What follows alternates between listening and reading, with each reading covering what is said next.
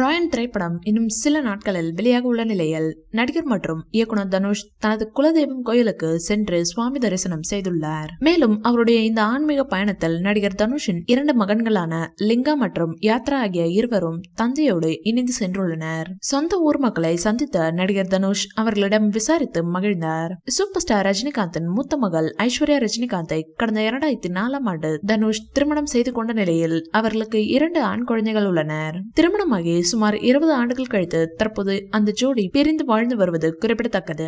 தனுஷ் மற்றும் ஐஸ்வர்யா ரஜினிகாந்த் ஆகிய இருவரும் பிரிந்து வாழ்ந்து வந்தாலும் யாத்ரா மற்றும் லிங்கா ஆகிய இருவரும் அப்பா மற்றும் அம்மா ஆகிய இருவரோடும் அன்போடு பயணித்து வருவது அனைவரும் அறிந்தது. இதனையடுத்து தனுஷ் மற்றும் ஐஸ்வர்யா இனிமேல் சேரப்போவதில்லை என்று சமூக வலைதளத்தில் வைரலாகி வருகிறது. தனுஷ் அவர்கள் 2வது திருமணத்தை பற்றி யோசிப்பார் என்று தெரிகிறது. இந்த வீடியோ பிடிச்சிருந்தா லைக் பண்ணுங்க, ஷேர் பண்ணுங்க. மேலும் ரஜினி சார் பற்றிய தகவல்களுக்கு எங்க சேனலை சப்ஸ்கிரைப் பண்ணுங்க.